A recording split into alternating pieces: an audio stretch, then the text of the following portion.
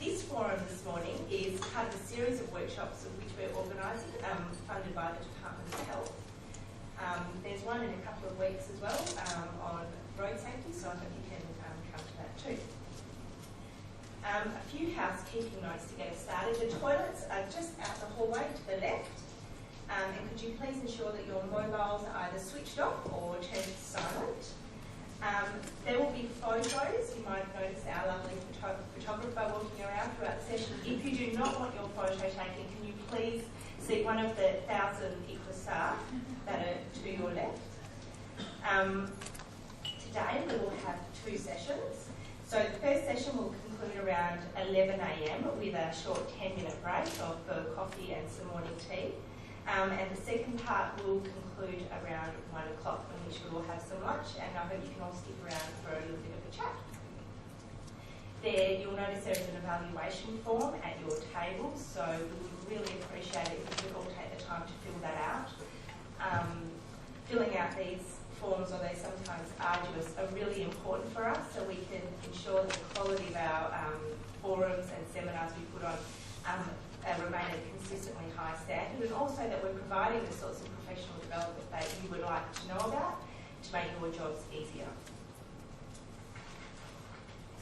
Also at your table you will notice that there are a few CDs. This is an audit of the Community Safety and Injury Prevention programs. It was done in 2011, however many of the projects are still relevant for today, so please take the time to take one of those, and if there's not enough left, it's also available on our website, or we can send you out one. To commence proceedings this morning, I would like to welcome Sean Nana, who is going to welcome us to country.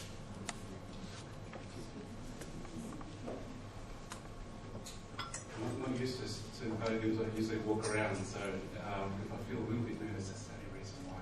But it's a pleasure to be here, and obviously I work with the Injury Control Council for over 4 years, coming up to 4, and I've done a number of welcome to countries for them and other organisations in the community, and under the guidance of my uncles and my aunties, and it's been a real pleasure to do this. And today I'm going to just do a little bit of a difference for the staff and for everyone else, and that is acknowledging how it is that our people came to do welcome to countries to a degree, and what it means to you as a person, and how hopefully it will connect you to something that we've done in tradition for thousands and thousands of years, and maybe today might be an opportunity to open up that acknowledgement for yourself, or if you already had a welcome to country, hopefully it will just reinforce that goodness of that today. Dave came and spoke to me just earlier, and he sort of spoke to me a little bit about himself and a little bit about where his woodrow is and where his country is, his children were born here. He's from Adelaide, and it sort of drew me straight to something that's really important to us as Aboriginal people, and that is when you're born, your mother would acknowledge the movement of you as a child, your first movement. So often mothers, if you're a mother, you may remember where that movement was, that first kick, the first turn, whatever that is. We would actually sing a song and acknowledge that space on the land. And that would be then, when the child is born, he would then know where his first movement was when he was a child on this earth, on the Woodrow. Yeah? Make sense? So that's one of the first starts. And then when the child is born, he would then have another place in the earth where he would then acknowledge where he was born, his movement, he's born, where he's born, and also the placenta was buried next to his totem tree. And then the tree would then be part of him, and he would know that tree explicitly and acknowledge that tree and sing that tree wherever he travelled. Yeah? So as a person would, as a tribe, or not tribe, as a group, a mob would move around in our area, we'd follow the 6 seasons. So these spots would be around the country. The food would be here, and it would be fish, it would be berries on the other side of the river, and then it would go out to the hills and go over, and there'd be lizards and so on, and kangaroo. And there was always a movement.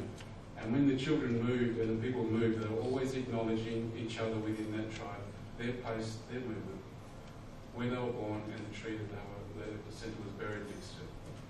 So it's always about connecting and understanding that you're part of the land and you come from the land and this is your movement, this is your place. Yep.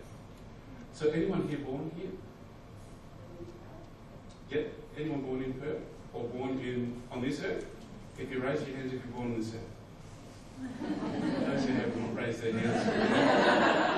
As I always say, we're going to need a new planet soon, so please let us know where you are, where you come from. But look, if you're born on this earth, basically we believe that if you're a mammal, and obviously if you can raise your hands if you're a mammal, see, this is the connection I'm getting with you, okay? In the old traditional way, thousands and thousands of years ago, our spirits, our bush, our country, always acknowledged you as a mammal, as who you traditionally born up to be. The only difference between us and in the old days is water. It's water that separated us from other places. But we were still born on this earth. And we believe that when you're born, a spirit child is in the earth and it connects itself to you. And we do the songs, the dance, the art and the language, the 4 things to respect our country. And then that child is awakened. And it says, you know what, I want to know more about this country. I need to know more about this country. Why do you need to know more about this country? Is because you need to survive. And in those days, we didn't have a fridge, we didn't have people knocking at our doors saying, we've got everything for you, and you didn't have to go anywhere. Basically, we had to go out and understand the country, live it, and be a part of it, and then we could then reap the rewards of what was to give us. And then we would give our ultimate sacrifice, our life back to our country. Yep? So, always thinking it was only 3 minutes, but I always go a little bit further, don't I, Jody? So I do apologise. But now I'm going to do a little bit of a language, and I'm going to cleanse the land. I'm going to let the old people know what we're doing, and that we're going to be doing things about, what we're doing, that we're a part of the country. Now, in the old days, when the child was born, he would have ash, or she would have ash around her. Ash is a sterile place for the children to be. The boys, when they were born, they would have ochre put around them and rubbed in them, taken out into the country and laid on Budja country. It needs to be nurtured by its mother. Yes, we have mothers who bear our children, but our ultimate mother is the Budja, our country. So as soon as we have the child needs to be introduced then back to country and say, here I am, this is who I am, and smell. When we go in a country, we smoke ourselves. Today, we normally traditionally would have smoked ourselves, and then we would have the meeting. It's about acknowledging the country coming through our body, and then the country would then understand that we're from it, and we're going to be here for good causes, to looking after ourselves, acknowledging the people around us, and making good choices for the future. Whereabouts are we right now? We are standing on a very significant part of the Noongar Whadjuk people in this area here, part of 14 clans. If you look at this area here, this area directly is an old men's thinking ground, a meeting ground. They made some really big decisions in this part right here. There was a fire lit for the morning till the day that they stopped having that meeting. The fire is lit. It is constantly burning. They would then go up on top of the hill and sit, the old men, and they would sit up near Kings Park, just to the right of it, and that's where they'd rest, and then come back down and continue the discussions. Now, if you don't know already, we've got the law right next to us, the courts. Right across the road is a fire station. Up in the hills, the Parliament House. It's strange how things just keep repeating itself, doesn't it? The place up on top of the hills, over to the left, is Kings Park, a place where we used to celebrate the fish, the mullet, and then we'd have the children dancing and celebrating and acknowledging the birds. And with Pelican Point, there's beautiful spots there where the birds would walk, and the children would be taught what type of bird that was from the footprint. It was just all about celebrating community. And what's happening up there today? Marriages. That's what we married our mob up there. The children would always come together and play up there, as we do now. And it's just constantly repeating itself. We believe our culture is lost, but no. Our spirit still is alive, because it's in you and it's in me. And we today are going to respect that. So today I'm just going to cleanse the land. So Wara Wira Buya Kanan. Wara Wira Buya Kanan. Wara, bad, Wira is our spirit. Buya Kanan is the man, bad spirits away. We don't ask, we demand, yeah? Then we're going to ask the good spirits to come and sit with us. Not just around us, but on our skin. And if you feel the goosebumps, then that's them just acknowledging you and you acknowledging them internally and spiritually. Okay? So we're going to say, Munich Wira Dat Nyeni. Murich Wiridak Yini, Quabadam, Quabadam, Murich Wiridak Yini, Quabadam, Quabadam. Come sit on our skin. Yeah? We're going to tell the old people in the ground and the earth and around us. We walk with them. Yeah? We're walking in the footsteps of our old people. Yeah? And I say we. And that hopefully earlier on I was able to give you an idea that we are walking together in the future, and we've got to really look after this country that we live in and show people in the world that we are the leaders of togetherness. We are known as a great community, as different cultures. Let's just keep that going, yeah? As a united front, yeah? So I appreciate that opportunity. I acknowledge my auntie in the room, yes?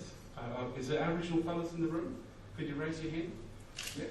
My sister girl, my brother boy, I hope I done you justice, and our forefathers. I'm going to welcome you to the country now. I'm going to say, Wanji Nija Wajak Nyunga Butcher. Wanji Nija Wajak Murich Yorgas. Murich is good. Yorgas is the women. Murich Marman. Marman is our men. Murich Wirikulanga is the child within inside you, the Wirik child. To Nyunga Butcher. To Nyunga, our mob here. Wajak Nyunga Butcher, our country. So thank you very much for giving me that time. Appreciate it, Joe, and I'll get a slap across your stage.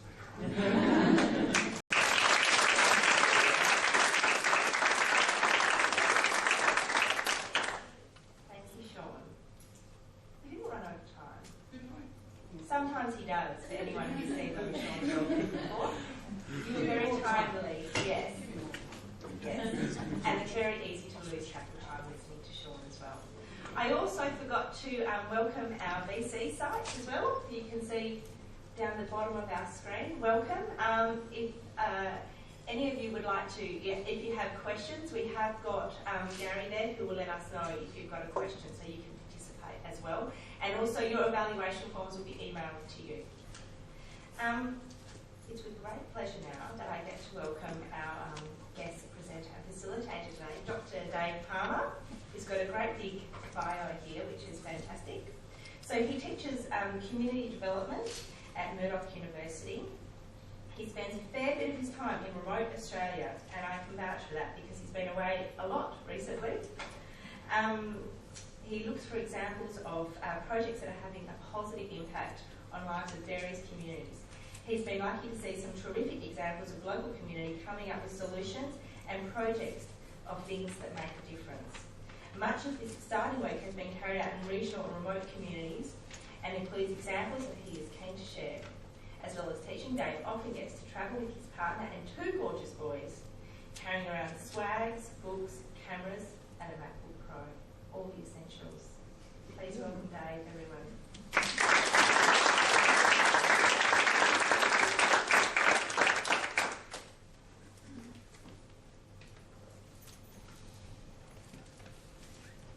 Thanks, Jodie. Thanks, everyone, especially. Pardon? Thanks, Bridget.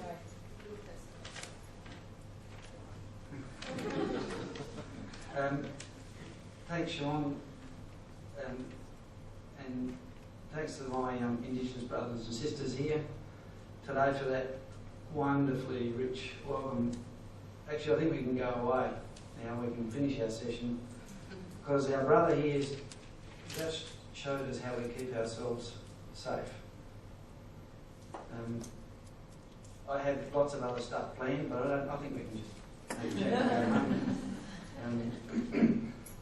Sean, if you'll excuse me for a second, I've been raised, at least for the last 30 years, to pay my respects as best I can. It's going to be pretty ordinary, but I'd like to reciprocate your welcome in a practical way by, I'm going to tell stories today from my cultural bosses in Roebourne, amongst Yubunji Nalama people, and as a token of your welcome and giving back to your welcome, I'd like you to have this DVD, which is partly going to see some of this material today, but as well as that, I'll do my best to say, to recognise Nyunga Buddha Nan Yini, Nunwood Yini, Nyunga Buddha Nija Buddha Kori Buddha Nan Court Quapa, Nunwood Yini. I've been raised to say, as Sean said, this is the budjar of my boys. My boys come from this country. The old people for this place, they're bosses today, they were yesterday and they will be tomorrow. And my heart is so, so happy to have someone introduce me in the way that you have. Kaya.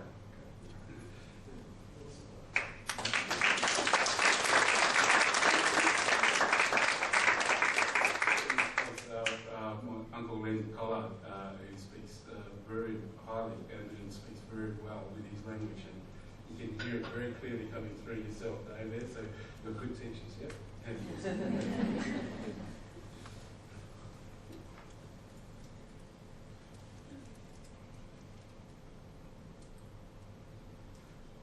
I'd like to be today to have a number of things going on, and this morning we'll get to do lots of things together. In the way that I travel, as was introduced, I hear stories and I see some beautiful work. Today I want us to look at some beautiful work. It's not my work. I'm honoured enough to be able to see some of it and encouraged to share it. For those that are interested in this beautiful work, all of it's available online. If you're interested, give us a yell and I can point you in the direction. I forgot to check, but I've prepared a PowerPoint. I'd like us to talk, to yarn, to think, to watch, and to draw out from these stories what's important from those places and what might be important in our places about how to do this thing that we call community engagement. Today's session is about community engagement. The PowerPoint's not the important thing, but I've put information on it so that I can make that available. There'll be links to the digital content. If you take anything from the experience of today, then my brother's points of the sort of shining lights. There is some splendid work going on.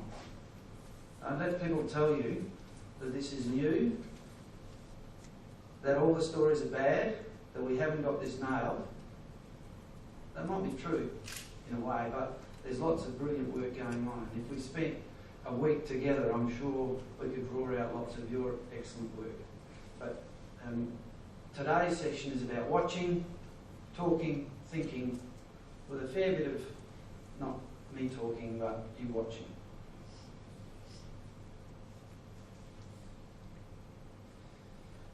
I'd like people to start with being a bit more active than they often are in presentations. I want you to bring into the room your artistic self. Do we have any artists here? Do we have anyone who's exhibited their work? Oh. Take a photo of yourself. For the people elsewhere, our friend taking the photos is the artist in the room. I'd like you to, there should be some of those sketch pads or notepads on each of the tables. I'd like you to grab a pencil, a pen, whatever's available to you. If you've brought in your crayons or your oils, then reach into your bags. This is a conventional, almost freedom of association kind of exercise. I'm not a psychiatrist in my part-time, in my amateur life. I'm not doing therapy on you. But I'd like you to contemplate. I'm going to throw you two words in a moment, and I'd like you to try and notice what happens in your mind, the pictures that occur, the stories that your brain constructs in the form of images. And I'd like you to spend a few minutes trying to put those images onto a work of art, a brilliant work of art, a magnificent work of art. We're going to start with no mediocrity in the room. There are no rules. I want you to capture, actually there are rules. There's one rule, there'll be no nudes. No nudes. People at home can do nudes because nobody can see those. Not at home, in the other locations. So I'll ask you now, if you'll, no, I'll ask you in a second because I want to illustrate what I mean. There are no right or wrong answers. For example, if I said, and I'm not going to say this word, if I say the word forest, some of you will sketch out a beautiful, elaborate jarrah forest in the southwest. Some of you, perhaps from North America or other parts of the world, there'll be pines, there'll be squirrels, there'll be strange things that we've never seen before.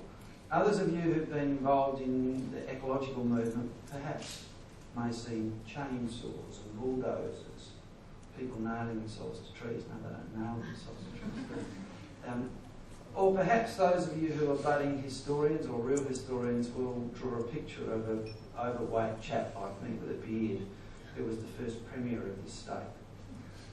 So there are no right or wrong answers. This exercise is to draw out from people in the room what's already in their heads. Okay? So I'm going to ask you to close your eyes and to just notice your breath for a second. Clear the other things away. Notice your breath drawing in and then releasing. Notice that 2 or 3 times. Slowly bring yourself into this exercise of imagination. Now I'm going to give you those 2 words. I want you just to notice as your eyes are closed what happens, what you see. Here are the 2 words. Community engagement. Don't do this suddenly. Don't open your eyes and jump into the activity because blood pressure will just rise. But in your own time, having noticed community engagement, set to work. We've got an exhibition to prepare. Take 5 minutes or so.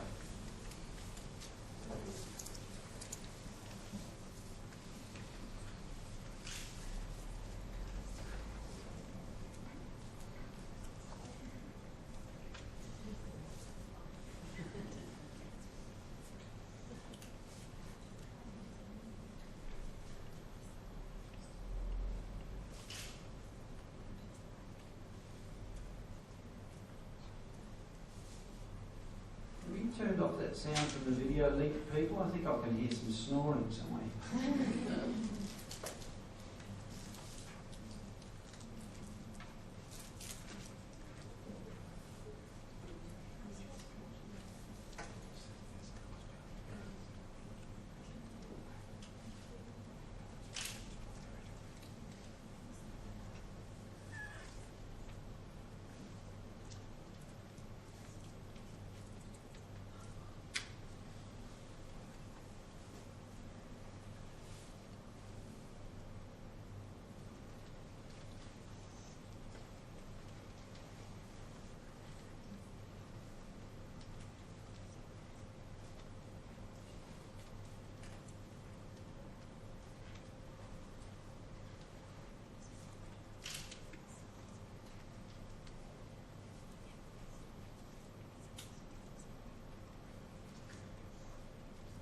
So these are exam conditions, there'll be no copying.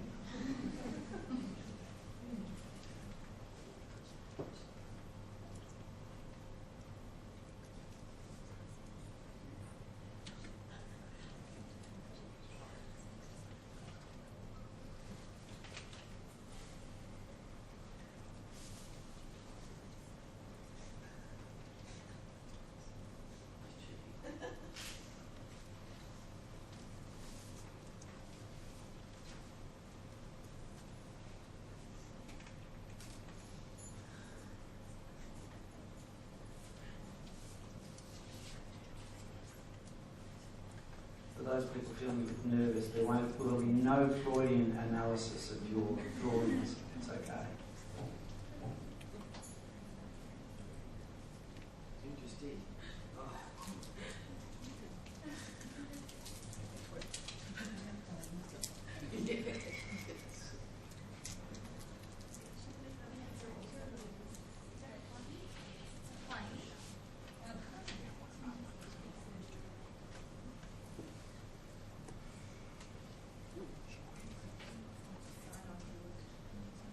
people a chance to finish off their beautiful work of art at morning tea, if I could ask you to kind of draw things to a conclusion for the moment.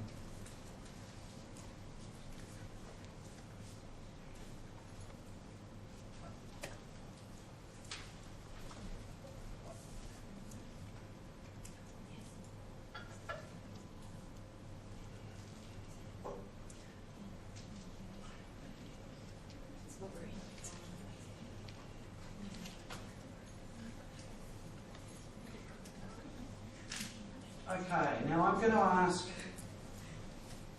that a number of people are courageous enough to pop their piece under their chins, remember, like you did in primary school, and coming up the front and speak to it. For those people that can't see it, just to describe what it looks like, and I might make some remarks about its aesthetic beauty. But, if I could ask you to put up your hand and then file down the front, or it doesn't have to be down the front. Can we catch people with a camera if they're anywhere? Perhaps if you're doubly courageous and can come down the front. Let's have a look at what you've produced, please. One or two. I'll pay you $100,000. Just hang on for a sec while we bring the mic. This mic is just so we can include our friends' video link. Okay, thank you. I started drawing shells, shell-like structures, I guess, that look interconnected. I don't really know what that was about. I tend to write lots of words and I stop myself from writing words. But then also hands joining together. Nice, lovely, excellent. A bit more basic or simplistic. I just think, because my mum's Dutch, my dad's German, I'm from South Africa, I'm Australian. I think more of how the different experiences I've in the places I've lived. I think the main thing is because we talk about community engagement, is the meeting place, the marketplace. In Germany, it's where the water, the fountain is. Everybody meets, socialises. Around that is church or whatever meeting place, whatever culture you have. You've got your school, your houses, everybody lives around that, shops, everything's integrated with the same road. Young to old, community is engaged from young across the board to old. Two beautiful starts. I should have said people that feel like their work is mediocre, because then everybody else won't feel so self-conscious. That's lovely. So the first shells, then the next meeting places around water, around people. Great. Okay, don't expect that much from me. I've got a few sick men around some houses, and they're all engaging in different ways. So some people are standing and talking, other people are sitting on chairs, someone's on a phone, someone's at the computer.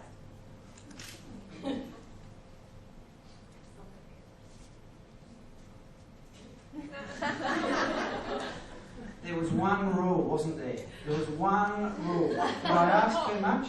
No. Do those stick men have clothes on?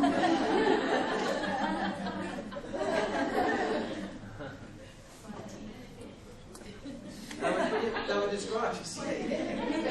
I didn't take a close look. I took our friend's word. Hi, I'm Michelle.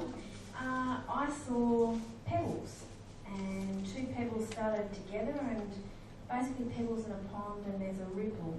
And the ripple effect then actually branches out, and the community is actually brought together by, I guess, a range of vibrations, and that was what community engagement was in this particular moment. What beautiful poetry. Gorgeous metaphors. Pebbles. Pebbles, ponds, ripples, connection. Basically, they come back to the base. Lovely. And all without nudes. Maybe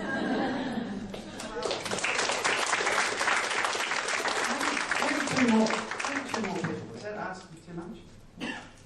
People with those stick figures are going to feel terribly self-conscious. A couple more people? Great.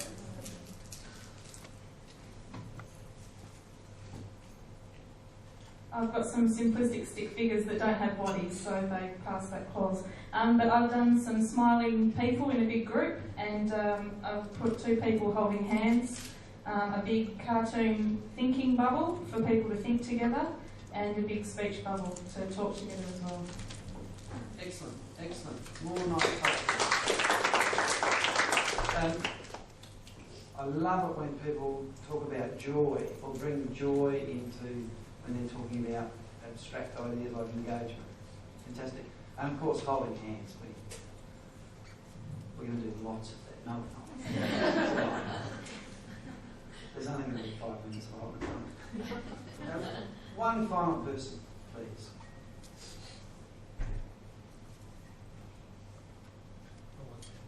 Good on you. I'll represent the males in the room.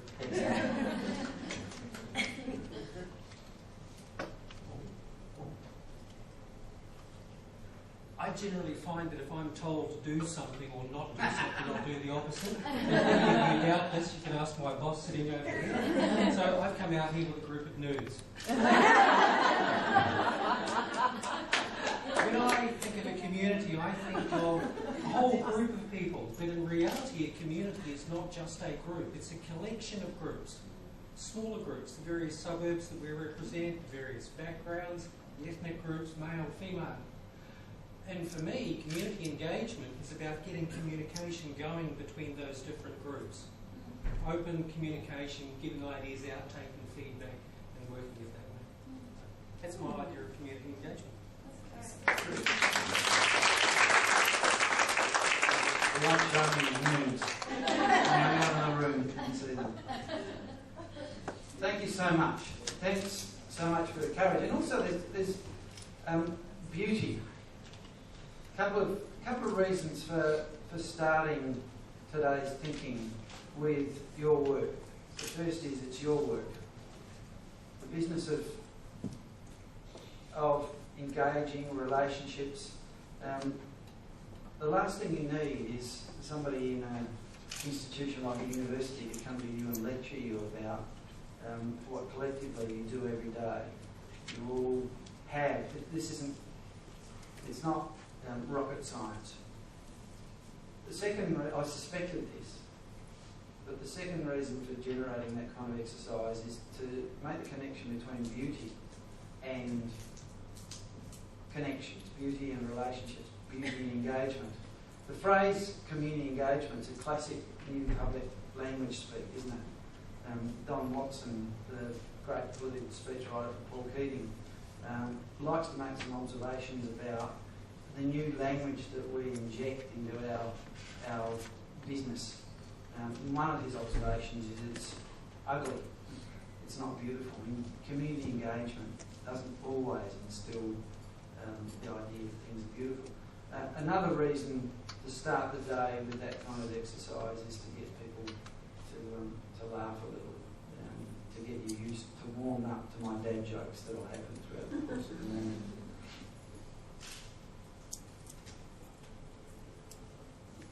So your stories are here. I'd like you to draw on your stories, your ideas, your beautiful metaphors, pictures, poetics in thinking about community engagement today and as you take away from today. The second set of stories that I want to introduce to you are not mine, but I've been invited to pass these stories on. They come from a project that I've had the joy to have a small role in from the luxury of the comfort of Perth. It's a project called the Ijala Project. It's carried out by a community, if you can imagine a community theatre, a bunch of young creatives meets community development organisation called Big Heart. They've carried out work elsewhere around the country. Some of you may have come across their work. Has anyone here in the room heard of Big Heart, seen their work? Yeah. Ijala project is the story or part of the story that I want us to look at.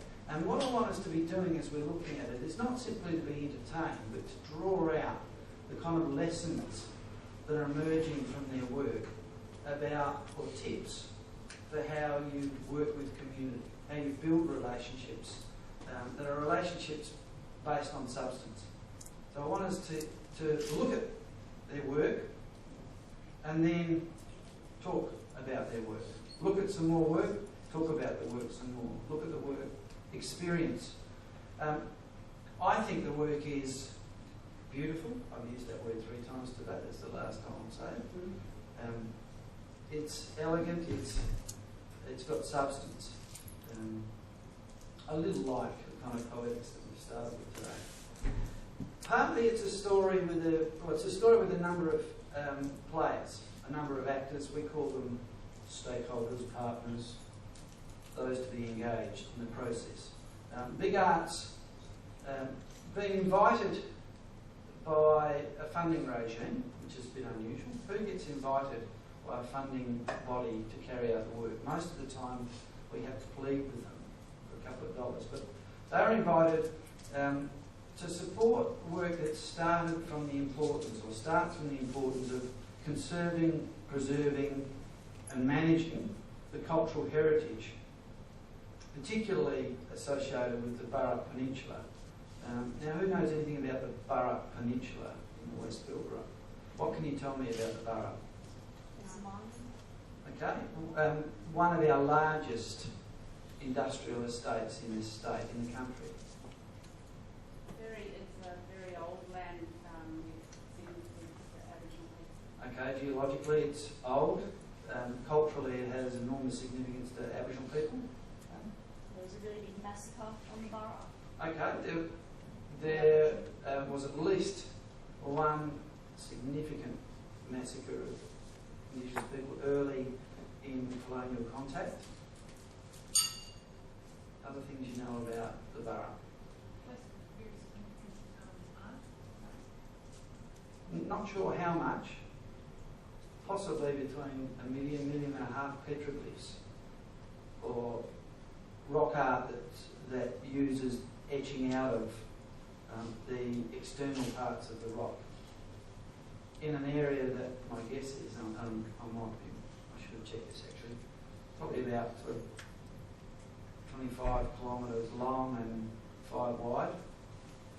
Massive gallery. Quite probably the largest in the world. One of our country's most elaborate cultural institutions, cultural spaces. Yes, good. Excellent fishing.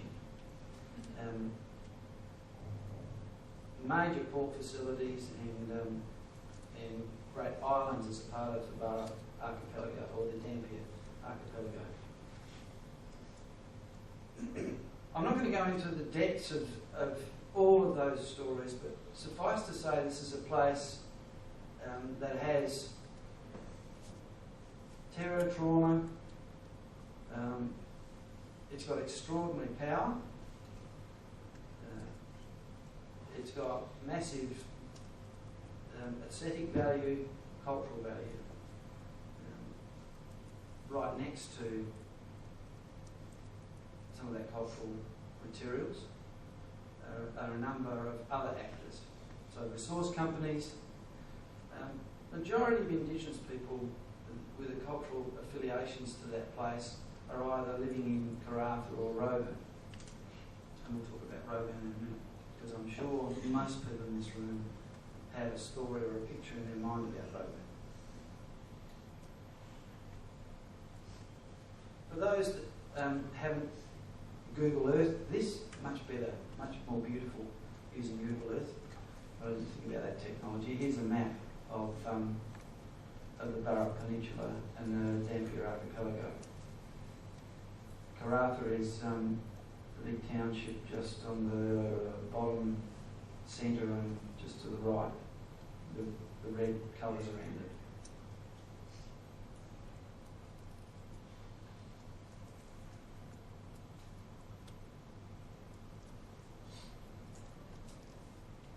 What do people in the room know or think they know about Roebourne? We won't do the art exercise again, but when you think of Roebourne, what are the words that you come to associate with Rowan? And please be frank and honest. Or if you pick up the newspaper,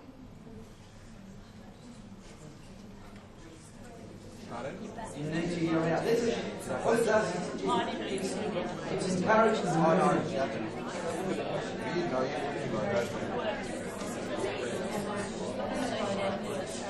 It seems like some sort of crisis. I've been told hell.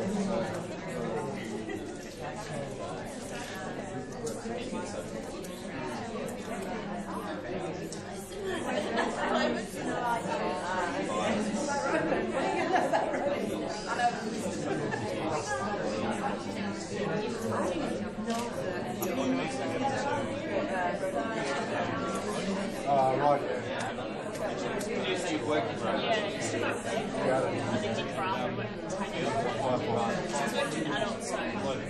This is an old man.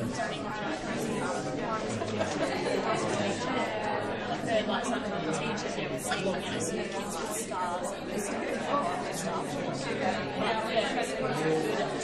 The students really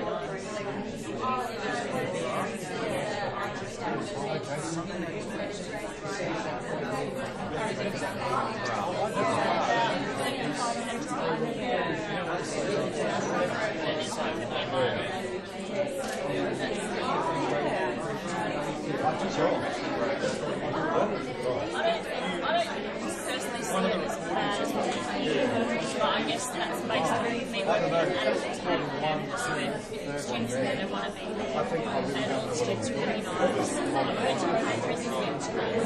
Local Okay. Let's turn that murmuring into words. Phlegmatically, when you think of Rowan, when we get popular media images or we talk in our organisations about places like Rowan, what do you know or think you know? Rowan. Indigenous community with some fairly wide divides between the ones that are likely to do well out of the activity and those who actually are doing well out of the activity. Okay, great. Two things there. Rowan, large numbers of Indigenous people living in the town. About 85-90%. Yep. The second thing that we know, or we talk about a lot, is the divide between those that are doing well materially and those that are not doing so well. Great. Others? Yep. Huge number of government departments. Oh, yes. Massive number. At last count, there's about 38 government departments. What are they doing in Rowan? Fixing it. Fixing it. Yeah, great. Okay. Lots of government presence in the town. Maybe. Others? Rowan. Okay. Right. Troubles with alcohol. Image that pops into my head, and I'm not actually sure if I'm remembering Rogan or somewhere else, is boarded up windows and metal grills. Okay. Boarded up. Okay. Fear, problems with safety and security, boarded up windows. Yeah. Okay, good. Others? The prison. Okay. Prison. Incarceration. Good. Deaths in custody. Deaths in custody. Home of the Aboriginal Deaths in Custody Watch Committee activity. Great little art gallery. Great little art gallery. A couple of great little art galleries. One or two more. lots of stations around. Okay. Yep. History of pastoralism. Literally into town. And the two family groups, the Nama and groups, Okay. and some of the politics that happen. Okay. A couple of things there. A number of family, language, cultural groups. Two of them mentioned, Nama and Injibunji. And also politics. Okay. Thanks for those observations. A couple of practical things for people who don't know that part of the world. I threw up a map that's very specific to the borough. So we're talking about a region in the northwest. You jumped in your car, probably in a couple of days you might get there, about 1,500 kilometres away by road.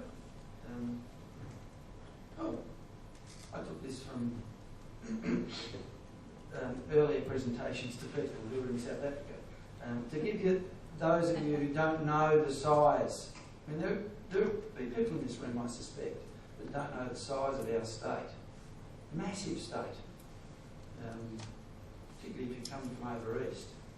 I remember being involved in a project where there was one of the 5 schools involved were based in Port Hedland, and the funding organisation said we're not going to pay for that much to bring a group of people down from that region. It's just not for Perth, isn't it? WA for international people, twice the size of South Africa. The Pilbara is nearly twice the size of Victoria. It's where some senior people that I meet talk about, it's where the desert meets the sea. So although it's coast country, it's also desert country. The history of contact between Indigenous communities and non-Indigenous communities is recent. There have been various waves, but relative to other parts of the world, some senior people who are living in Roebourne grew up on their country pastoral leases, particularly Yindjibarndi people, with very little contact with Western systems up until the 40s and 50s.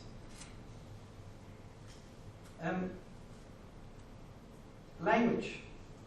Language in the region is still relatively strong. As Sean demonstrated, Yimara language is pretty powerful down this side as well. Law and culture, or law practices have, as I understand it, I'm not an expert, I'm not claiming to be one, but my understanding that law around Roebourne has surged over the last 5 to 10 years enormously. So that we can be seeing, I understand, between 3,000 and 4,000 people coming into Roebourne from other places to participate in law and ceremony. And in my observation, culture and language is enjoying if we don't call it, I wouldn't say it's a renaissance because I don't think it's been lost, but there's huge regeneration. Enough listening to this Wayula bloke, a Wildfella, talk about the country. Let's have a look. I'll get you to see it, what it looks like. Let me ask you 2 questions. On the basis of that little piece of production, put together, starring and involved in the production, young women between the ages of 11 to 14, called River Girls. What's different about the picture of Roebourne that we see there from the one that we just kicked around? Everything. Excellent. Can you describe that everything, or at least part of that everything? What struck you about that difference?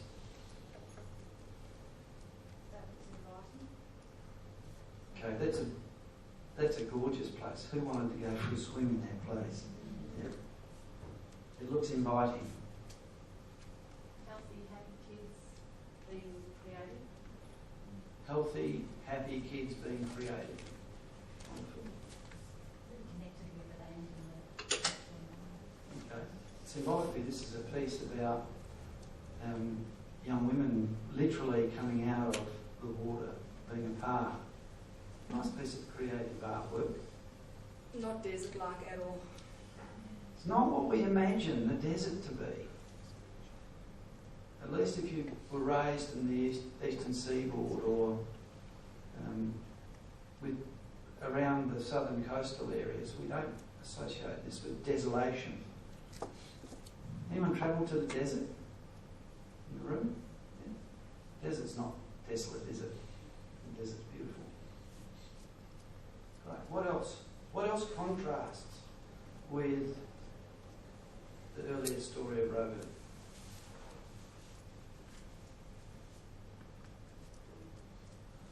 I think it's quite, the piece looks quite peaceful and serene. It's peaceful. It's serene.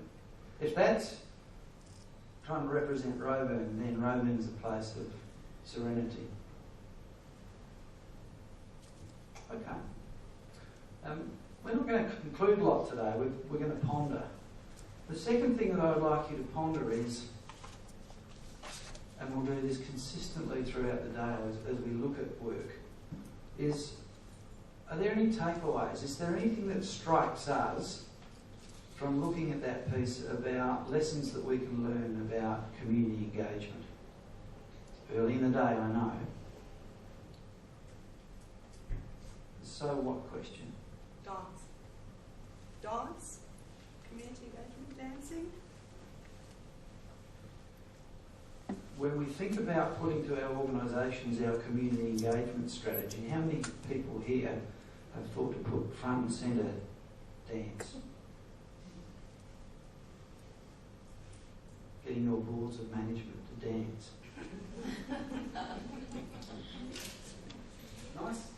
Nice observation, nice insight. We'll come back to that. Others? Not putting labels on things, looking outside the box and trying to see the positives, not just seeing the negatives. So changing our opinions and our views.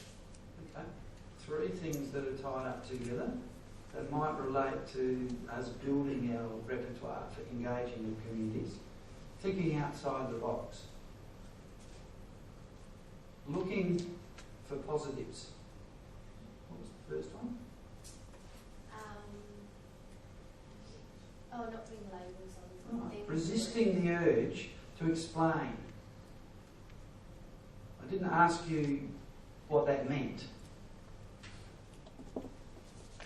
Sorry, that community engagement often doesn't involve getting your staff or you in a room with a bunch of people sitting down in a whiteboard or PowerPoint. Excellent. Yeah. There are alternatives to getting you and your staff in a room. How'd you put it? Sitting around a table, whiteboard, using the word engagement. The word engagement wasn't in that piece. Nice. So here's an extra repertoire. Okay. We'll keep asking that question because today we'll move between a little bit of explanation from me, looking at some of the work, and then drawing out. So what? So what for us?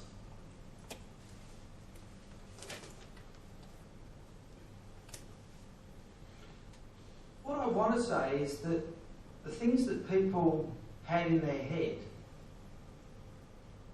are not incorrect. It's not a lie. They're not wandering around spreading vicious rumours. There are part of the story of Roburn is a story of challenge. Partly you described some of that challenge. Let me throw up some how a social scientist would describe that challenge.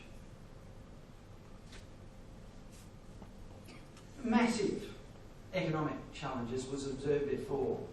One of the first remarks was the disproportion. We use words like disadvantage, inequity. We used to use words like poverty. If we're ever going to use words like poverty, then we should use them in places like Roburn or some parts. This is despite the fact that this is also a region in the country where there's massive wealth generation. It's it's often referred to as the kind of national engine room. This place just slows down a wee bit, and our whole balance of payment figures nationally go into debt.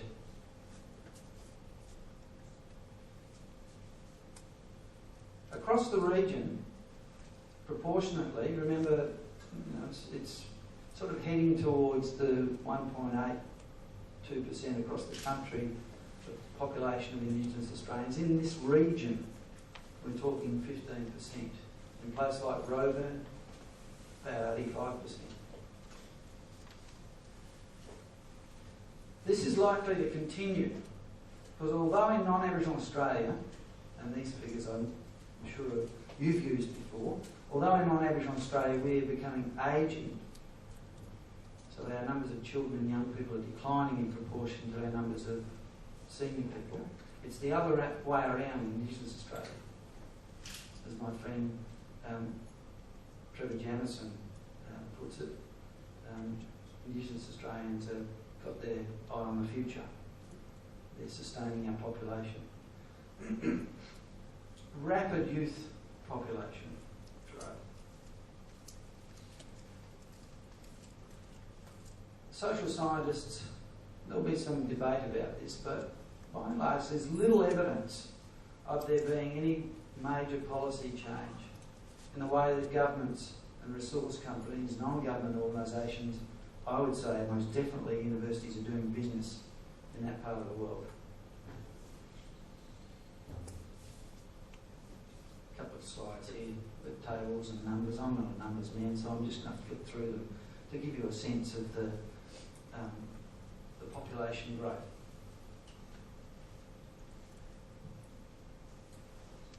And this pie graph gives you a sense of the, as was made, observation that was made earlier, actually the creation of almost two classes in Indigenous Australia in the Pilbara.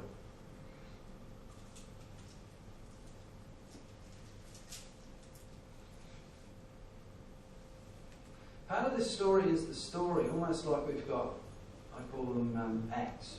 Act 1 of this story saw a pretty conventional approach to this thing called community engagement. Woodside Energy were obliged, because the Burrup, which is where they were wanting to get a lease to be able to develop their second gas production site, was in a nationally recognised heritage place.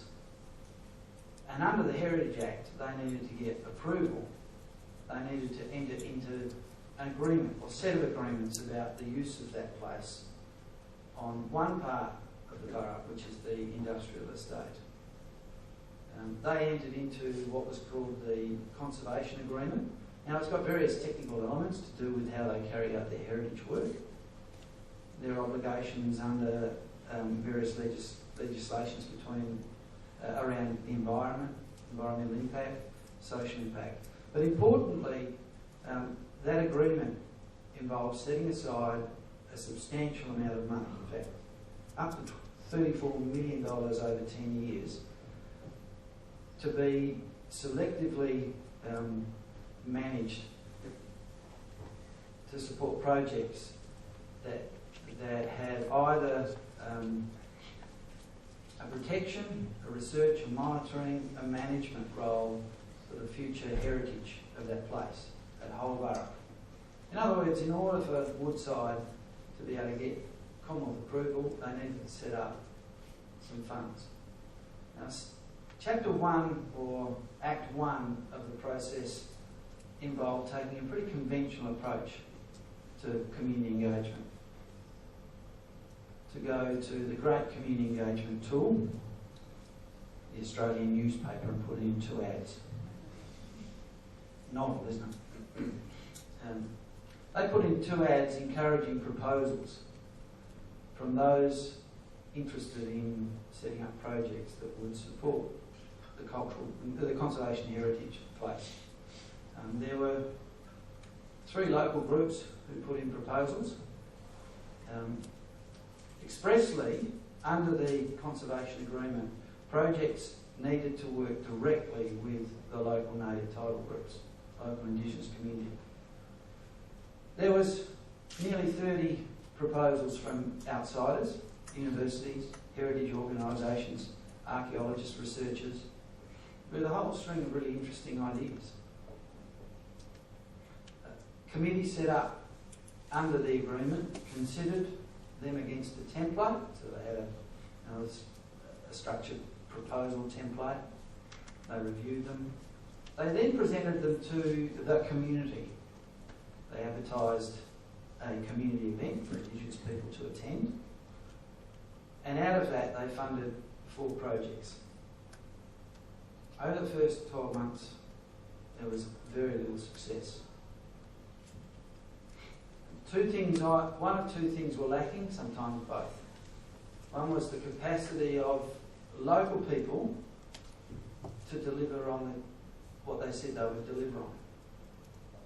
Largely because those local groups were flat out busy with taking care of their kids, negotiating native title, dealing with the 40-something government departments that float through every day, mostly from Perth, raising their kids to both maintain culture, strong cultural education, but also succeed in mainstream education.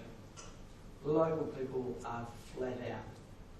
The other reason why the projects didn't succeed was because outsiders have some of the strategies that we talked about before. They're not very good at engaging with communities. They say they are, as we all do, but they haven't really. None of them had a plan. None of them had interesting repertoires. That's the first part of the story. We're not going to dwell on that because most people know that story. If we want to engage with communities, we sit around. But if we want a community engagement strategy, we sit around a table in a workshop space, or we call a public meeting.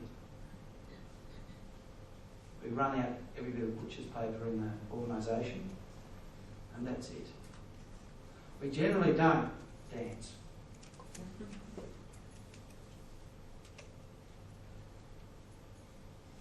This, if you like, failure prompted a new approach.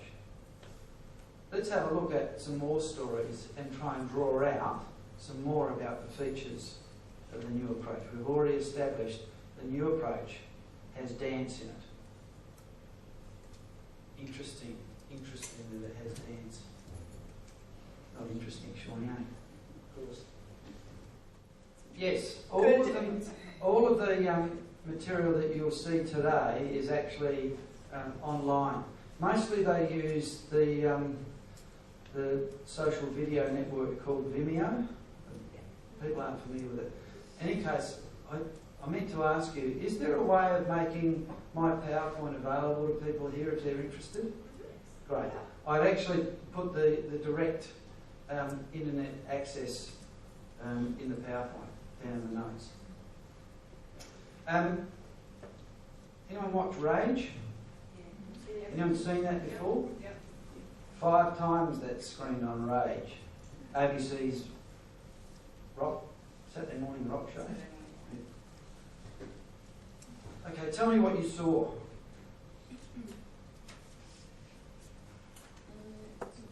For both of them, I'm thinking, how do you want to be engaged? And the reflection has come through as one with the, cultural, the story, natural, and this one might be an interpretation from the environment, the industrial. So they're showcasing something that's relevant in terms of their language and communication, and this is what I see. Nice. You see both examples of people's expression, young people's expression of how they get involved. Use the word engaged. How they do stuff. This one, interestingly enough, all those instruments were made by the young men involved. Where do you think they found them? Mostly at the rubbish tip. The last one might be an expression of young people's connection to country in before, a yesterday sort of story, although it's got some contemporary relevance. This one, Aboriginal young people, culturally connected to some of our oldest, most ancient cultural art forms, practices, are thoroughly modern. They are funky modern. They're so modern, they're on Rage. What else did you see? It struck me that there were lots of kind of traditional beats and dance moves that you see in other traditional Aboriginal dance, and perhaps again a tradition, they've gleaned things from the environment in order to dress themselves up for that. So in the past it might have been leaves and feathers and things, but these guys have found, they're wearing found objects. Really lovely observation about a particular kind of expression, particularly dance and music expressions. Actually, you recognise that there was some familiarity from your knowledge of old Indigenous traditions. Use of colour, yeah. Sorry, you mean use of colour, paint? Oh yes, this is colourful. Very colourful piece. Paint on faces, costumes, bright. Any quick take-homes? I'm going to put this question to you over and over again. How do we do community engagement? Or how might we do community engagement in a different way? Anything that we can take away from just that one piece, the jump pumps?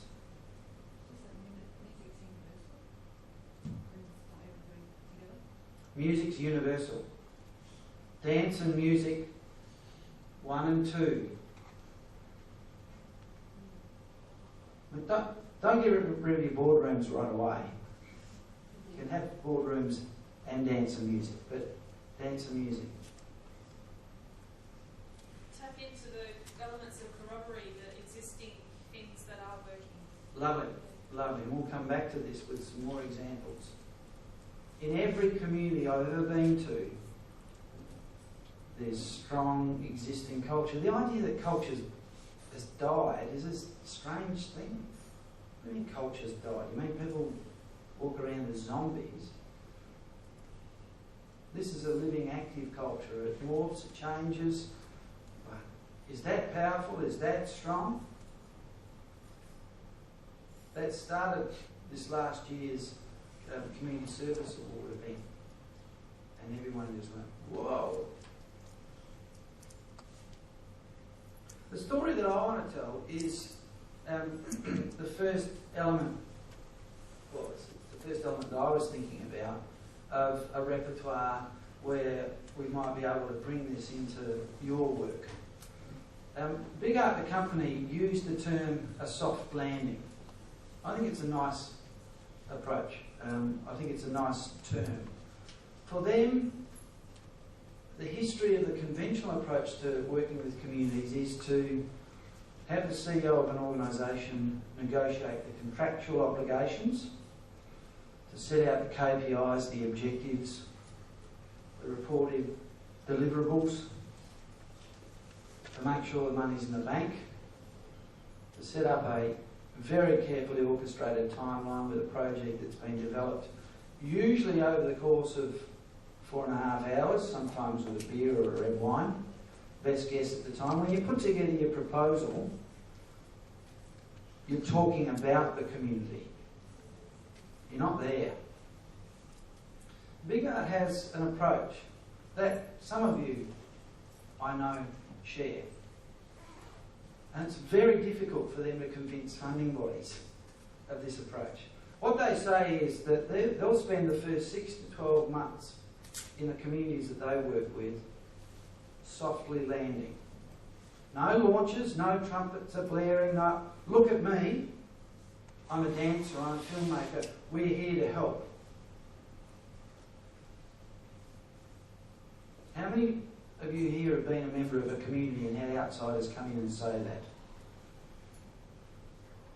They just look, am I allowed to say like dicks? I'm not, so I won't. Dicks.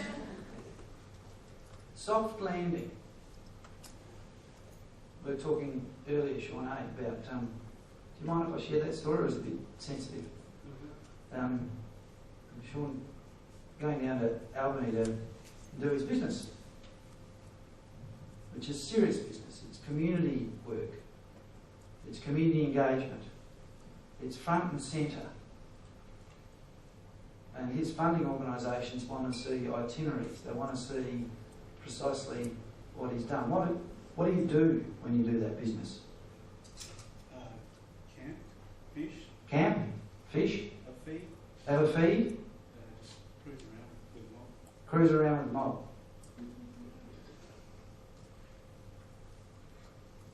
Back to soft landing. It's a serious business. I can share some of my co-workers back in the day. Not come to mob.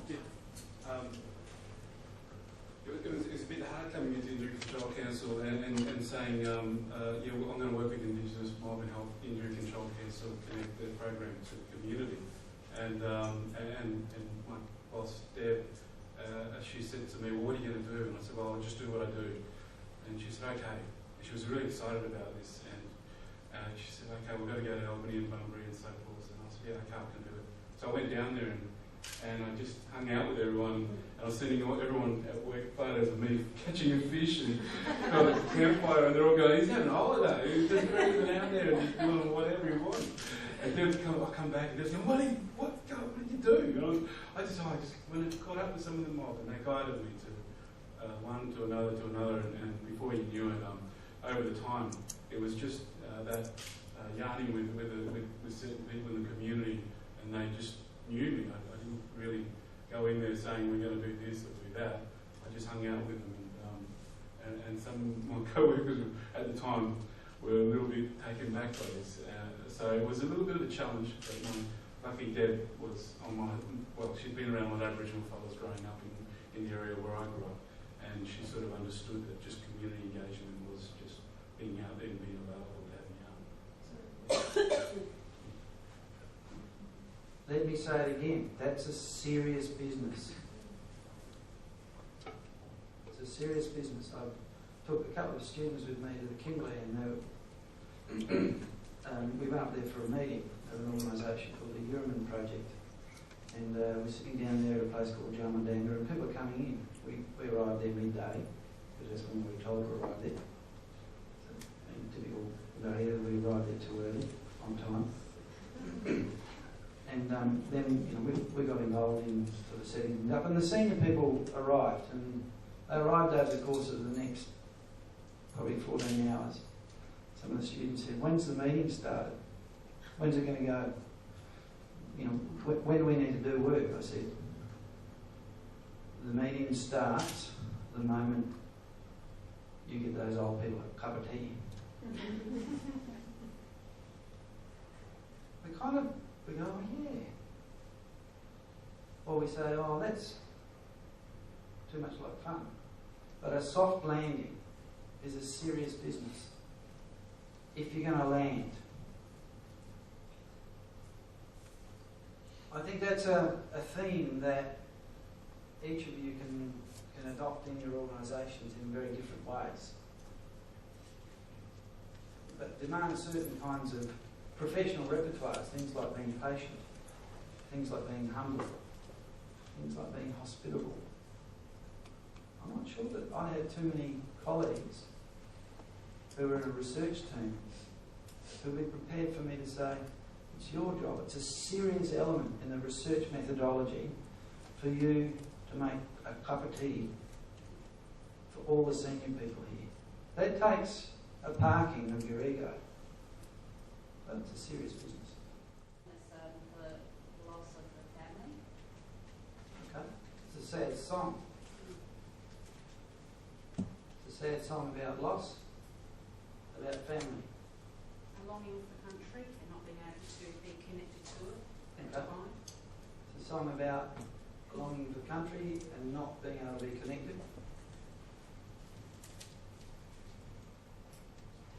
To me, I thought there was a note of regret, like maybe a different decision, like, the day before yesterday I wish, or an openness to maybe something different.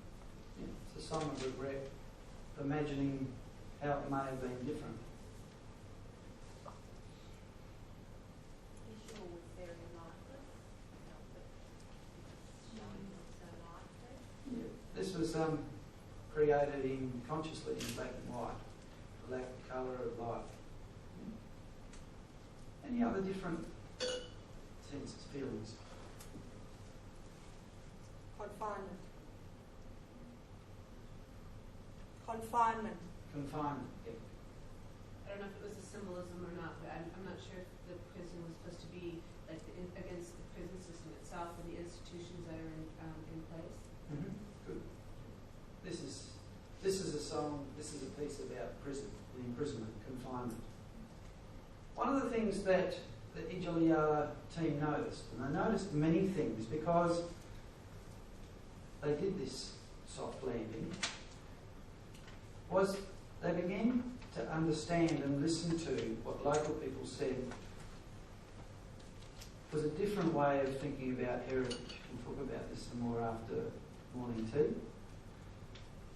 One of the things that they saw was that there was one whole generation of men missing, or large numbers of those men missing. They weren't missing far away. Just down the road, Roebourne Region Prison. So as well as working with the young men and women in one project, they developed another one, built around music, built around songwriting, built around recording. Now that piece was written by men in the Roebourne Regional Prison as a lamentation, as a bit of a reflection. Now, on the face of it, that is a story that's sad. It's a story of distance, of being incarcerated, away from family. But through the process of writing, performing, recording, they were able to make those stories and those connections to their family. Throwing forward 2 years, those men have launched three CDs of music. Not of lamentations, music of hope, music of power, music about family, music about the importance of passing on stories. The second of the themes that come out of the work of Ijaliala is the importance of what the narrative therapist David Denborough calls looking for the second story. Most of us work in communities where things are tough. Most of us work in communities that the West Australian loves to talk about, with words like dysfunction, third world conditions, disarray, ill health, alcoholism, and the list goes on. Now, those stories aren't a complete lie. Roebourne is a community that has trauma all through its history. But there's a second story, and you're beginning to see some of that second story emerge. What is? Let's reflect on what you've seen so far. What are some elements of that second story?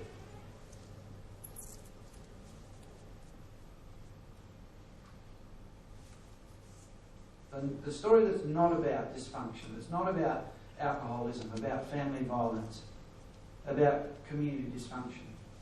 There's hope and aspiration. Okay?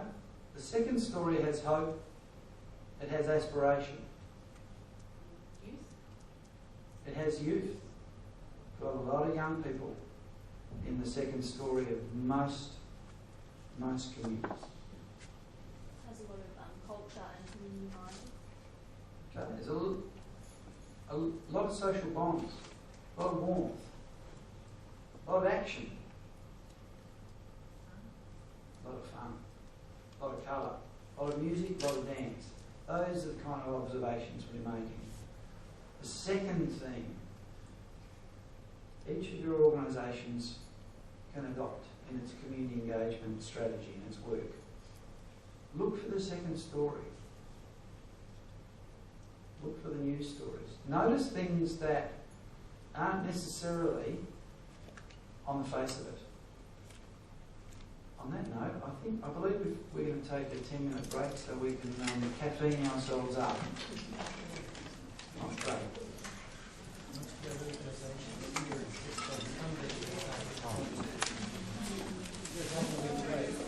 So We're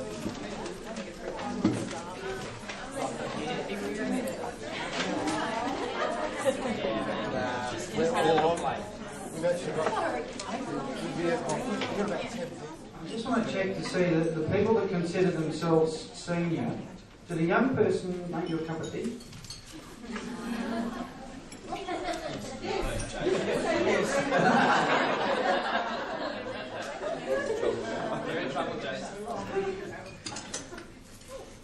I'm feeling really good because nobody made me a cup of tea, so that means that I'm not senior. Thank you. Thank you. Somebody make my friend another cup of tea for that. Okay, how are you travelling? You sugared up, you caffeined up, enjoying talking, thinking, seeing? Excellent. If you're not, please don't tell me.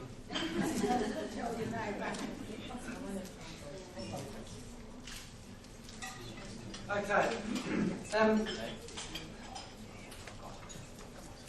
So where have we travelled so far? We've looked at some lovely work. Hopefully we've got to reflect upon that, not just what's going on in that project, but maybe how some of the things, some of the kind of things that happen in this project can happen in your organisations as well.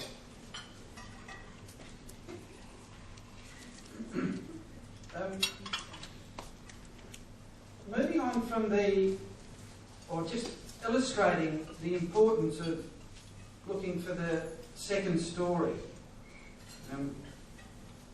I want to contrast for a moment, but also bring together the similarities of different conceptions or different stories,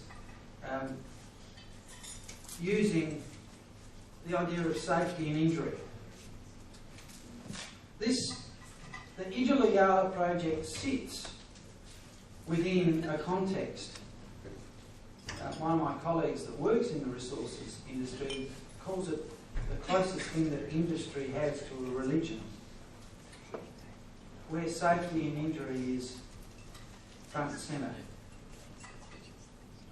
Woodside, like most modern large resource corporations, invests enormous amount of energy in health and safety.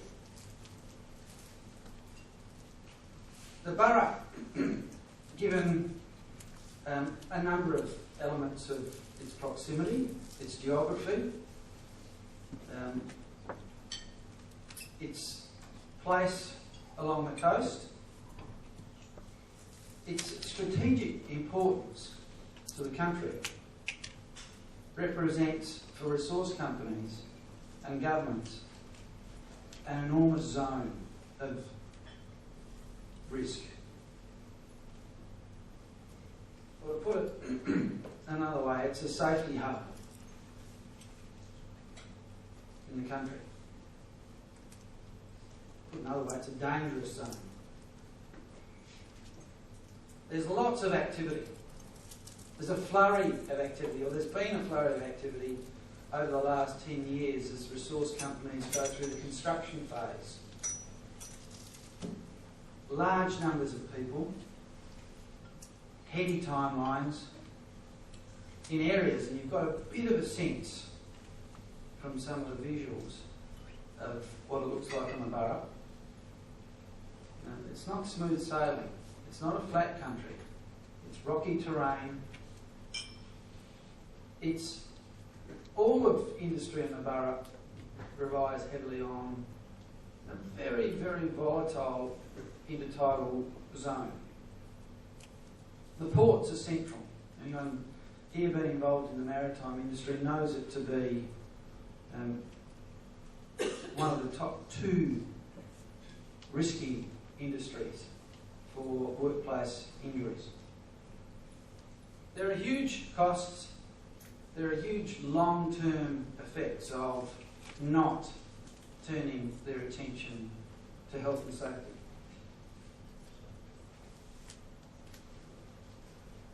As I said, one of my colleagues says that for resource companies, health and safety is religion.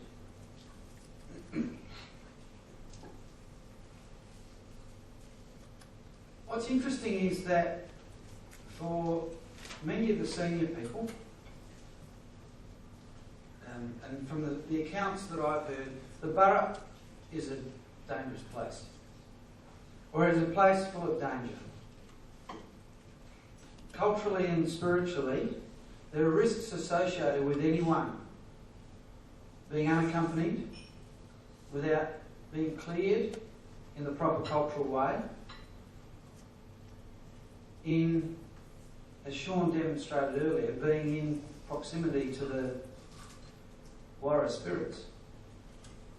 There are things there that will hurt you, according to the cultural bosses of that place.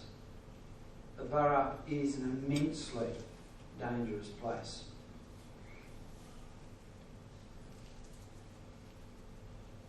Senior people in that place, as I understand down this side as well, take that seriously.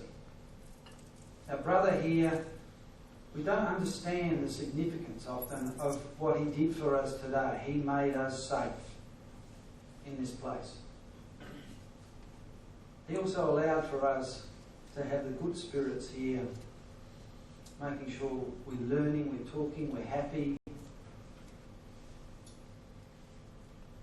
Karajan here happened in European way. We're learning, going along safely and with a good heart. Senior people have a massive obligation, not just to keep themselves safe on that Burrup, not to see that they are not breaching or going to areas, breaching cultural protocol, going to areas that are dangerous, but they have an obligation to every person that walks on that Burrup, particularly to the generations that come behind. Indeed, it's my understanding that in that way, in that place, in that cultural system, one's status, one's health, one's relationships are dependent on you being safe. If I drive you through country, I have an obligation to keep you in my car safe. I have an obligation for my kids to be safe. If they're hurt, I'm responsible. Literally, our health is tied up with safety.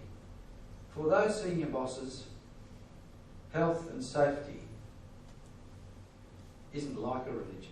It's tied up with their religion. The soft landing of the Ijaliala project, it's looking for a second story, allowed them to get to this, to hear this, to make that kind of association. A profoundly important association that recognises that the bosses, the CEO, the senior management of Woodside and Rio and BHP share similar interests. There's work that can be done together. And very rarely, in my experience, have outsiders understood that Indigenous communities have a profound interest in health and safety. The way that it's expressed, and the practices might be a little different, but there's a profound sharing of interest. Looking to that second story can help us see those points, the points of convergence that our organisations have or might have with communities.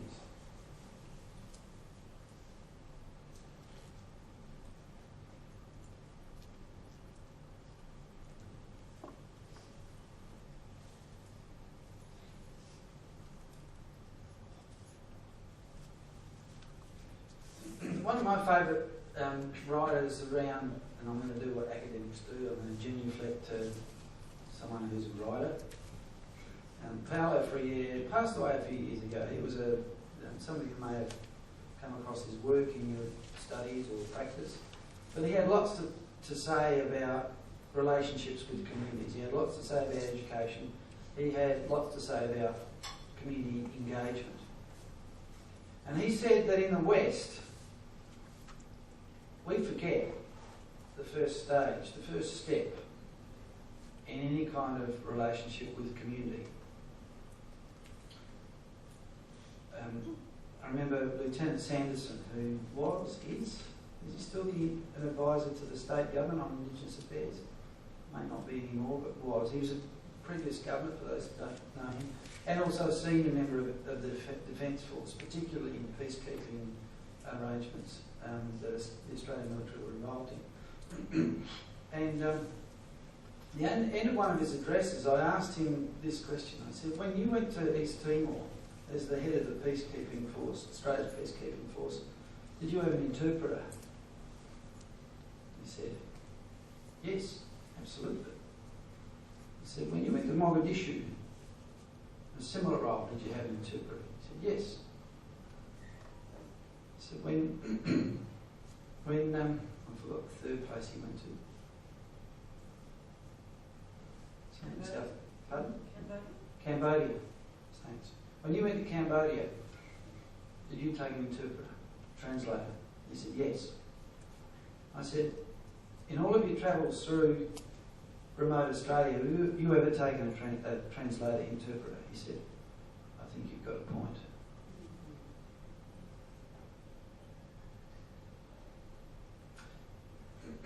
How on earth can we still expect our magistrates in Fitzroy Crossing to be able to administer justice when the young people and the senior people that come before them speak Creole or Walmatjari as their first language, and they're speaking high Lees?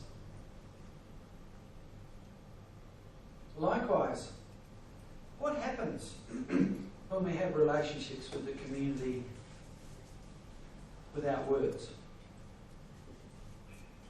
Let me ask you, for example, have we got any people that we do have? Of course we have people in this room with a medical background. In the diagnosis process, how do you come to a diagnosis without a knowledge of language? You look for symptoms. You look for symptoms. You can observe some symptoms. You examine the person. If they yell out, you know they've got a pain. Excellent technique. You punch them in the guts to see if their guts are sore. No, sorry. You examine them if they yell out. They've got a problem. Yeah. Ask their family. You ask their family. Maybe that was. Plug them into a machine that goes pink. You plug them into a machine. Yes, we do that. We take bloods. We've got some real, thanks to science, we've got some really powerful interpretive devices. But it's difficult, isn't it? Particularly when you're dealing with kids who are prelingual. It's difficult to rely on their parents or their family, who may have already come up with a diagnosis, or who don't want to tell you elements of what's going on, or don't know themselves. In our everyday world, we set in place mechanisms in medicine, in health practitioner work, to help us where people don't have the linguistic capacity to communicate with us. But in our organisations, we don't. We come up with, again, going back to Don Watson's work, we come up with pretty dead language to design our business plans, to construct our funding proposals, to report around. Our communities don't speak that language.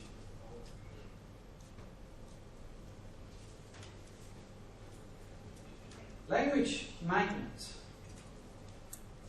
the ideas, the concepts, the way that people express, Paulo Freire says, are central to their every being, their every fibre of who they are.